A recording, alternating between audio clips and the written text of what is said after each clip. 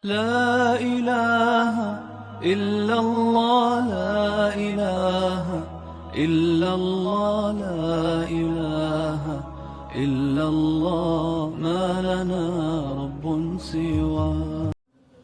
Assalamualaikum warahmatullahi wabarakatuh. Bismillahirrahmanirrahim. Alhamdulillah wassalatu wassalamu ala Rasulillah wa ala alihi wa mawala.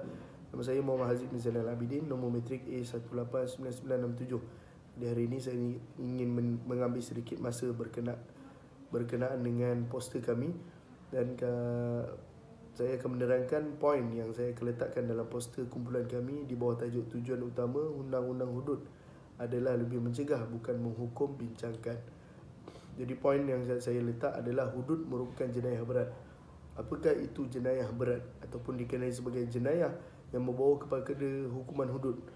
Jenayah hudud yang kita tahu adalah pencerobohan berkenaan dengan yang berlaku dalam masyarakat kita. Contoh, kita boleh ambil pencerobohan keselamatan harta benda, iaitu apa jenayah dia? Jenayah adalah mencuri. Dan apa hukum hudud dia? Adalah potong tangan. Jadi hukum yang Allah telah tetapkan ataupun Nabi SAW telah tetapkan adalah hukum yang mencegah untuk kita buat sesuatu perkara. Jadi siapa yang nak kena potong tangan? Sedangkan tangan ni tak boleh kita ganti dengan akal manusia sendiri. Jadi pencegahan ataupun hukuman tadi adalah membawa kepada pencegahan melakukan jenayah hudud ataupun jenayah di dalam masyarakat. Sebab apa?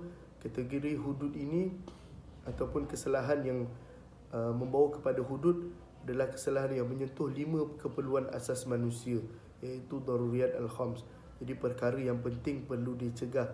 Dan siapa yang terbaik ataupun siapa yang seelok-elok meletakkan hukum untuk mencegah suatu perkara yang buruk adalah Allah Subhanahu Wa Taala, iaitu hukum hudud.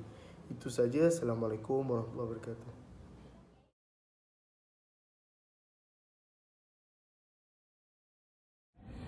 Bismillahirrahmanirrahim. Nama saya Ahmad Hizami bin Muhammad Dakro, nombor metrik A189671. InsyaAllah akan meneruskan poin kedua poster kami yang bertajuk tujuan utama Undang-Undang Hudud adalah lebih mencegah bukan menghukum. Okey. Poin kedua daripada saya, hudud itu ataupun objektif hudud itu adalah menghasilkan kebaikan dan menolak keburukan. Ia meliputi perlindungan dan penjagaan agama, nyawa, akal, maruah dan harta. Kedudukan undang-undang jenayah ini ibarat pagar yang memberi perlindungan luaran agar ia tidak dicerobohi oleh orang yang zalim. Peranannya untuk menghukum serta memberi pengajaran kepada manusia agar tidak melakukan sesuatu yang menjejaskan daruriyat, hajiyat dan tahsiniyat. Walau bagaimanapun, peranan undang-undang jenayah termasuk hudud dalam mencapai maksud syariah hanya akan dihayati dengan sebaik-baiknya jika ia turut disokong oleh komponen-komponen lain dalam Islam, termasuklah dalam soal akidah, akhlak, ibadat dan sebagainya. Misalnya, dalam menjaga harta, terdapat peraturan untuk menghukum orang yang mencuri. Undang-undang ini perlu disokong oleh proses pendidikan sejak dari kecil hingga dewasa. Peraturan jual beli yang sihat, penguatkuasa keadilan dalam agihan kekayaan, sistem keselamatan dalam negara dan seumpamanya. Maksud poin ini sebenarnya iaitu pencegahan ini boleh berlaku ataupun boleh terlaksana jika ia bermula daripada pendidikan awal. Maksudnya sudah diterapkan dalam Islam ini ataupun kita sebagai Muslim hendaklah mengetahui ataupun ambil tahu tentang hukuman-hukuman hudud, supaya apabila besar nanti ataupun dewasa nanti kita akan tahu akibat dan peranan yang hudud ini. Okey, iaitu kita dapat menghasilkan kebaikan dan menolak keburukan. Itu sahaja daripada saya. Terima kasih.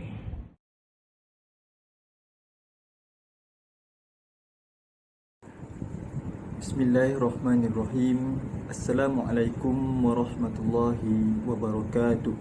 Saya Alif Ashraf bin M. Hasni, nombor metrik A189972. Baik, saya akan meneruskan poin yang seterusnya, iaitu hudud dan maqasid syariah. Maksud syariah dalam undang-undang jenayah Islam ini khususnya adalah tidak mengutamakan proses menghukum, akan tetapi lebih kepada mendahulukan usaha mendidik serta mencegah jenayah tersebut. Baik, undang-undang jenayah Islam ini juga mengutamakan aspek pencegahan melalui kaedah yang sangat unik dan menarik. Contoh yang boleh saya bagi dekat sini adalah kalau kita lihat hukuman yang terdapat dalam undang-undang jenayah Islam seperti sebat dan rejam bagi penzina dilihat sebagai berat dan menggerunkan oleh sesetengah pihak, dan ini yang membuatkan ataupun menjadikan rakyat ataupun orang masyarakat takut untuk melakukan jenayah zina. Sedangkan untuk mensabitkan kesalahan adalah sukar kerana syarat-syarat untuk mensabitkan hukuman adalah amat ketat. Umpamanya ia memerlukan 4 saksi lelaki yang tidak fasik yang melihat secara jelas apa yang berlaku, dan ini menjadikan jumlah sebenar yang dikenakan hukuman yang dianggap berat ini adalah sedikit. Jadi itulah berkenaan poin saya, hudud dan maqasid syariah. Sekian. Assalamualaikum warahmatullahi wabarakatuh.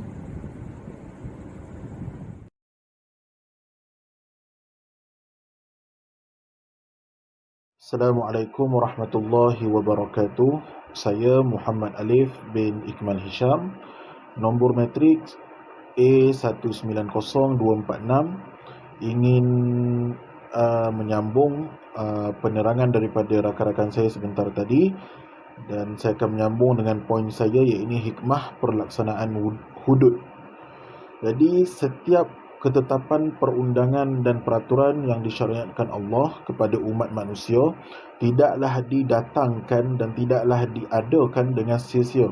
Bahkan semuanya membawa kepada kebaikan dan menghasilkan manfaat kepada kehidupan manusia secara keseluruhannya.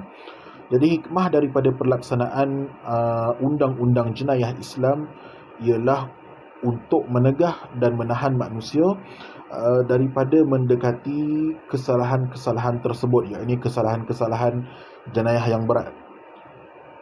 Dan seterusnya ianya adalah untuk memelihara masyarakat daripada kefasadan dan menyucikan rohani mereka daripada dosa-dosa dan noda. Jadi menurut Ibn Taymiyah, antara rahmat Allah Subhanahu Wa Taala ialah mensyariatkan hukuman penjenayah yang berlaku di antara manusia, sebahagian mereka ke atas sebahagian yang lain, iaitu pada jiwa, tubuh badan, harta benda, kehormatan, pembunuhan, pencederaan, menuduh zina iaitu qazaf, mencuri dan sebagainya jenayah yang berat. Maka Allah Subhanahu Wa Taala telah menghukum bentuk-bentuk tegahan untuk menahan daripada melakukan jenayah yang merupakan matlamat hukum dan mensyariatkan hukuman dalam bentuk yang sebaik-baiknya. Okey, jadi oleh sebab itu Allah Subhanahu Wa Taala tidak mensyariatkan hukuman berbohong dengan memotong lidah, tidak juga dibunuh. Allah tidak menghukum penzina dengan cara disembelih. Allah tidak menghukum pencuri dengan cara dibunuh juga. Jadi ianya bersesuaian dengan jenayah yang dilakukan. Sebaliknya Allah mensyariatkan kepada umat manusia tentang hukuman tersebut dengan memastikan nama dan sifatnya termasuk dalam hikmah dan rahmatnya, diiringi kelembutan, keihsanan dan keadilannya, agar ianya menghilangkan bala atau celaka dan melenyapkan kezaliman dan permusuhan, dan semua insan berpuas hati dengan apa yang dikurniakan oleh Allah Subhanahu Wa Taala. Jadi dengan ini, tidaklah dengan semudah-mudahnya, tidaklah dengan sewenang-wenangnya, manusia akan merampas hak di antara satu sama lain.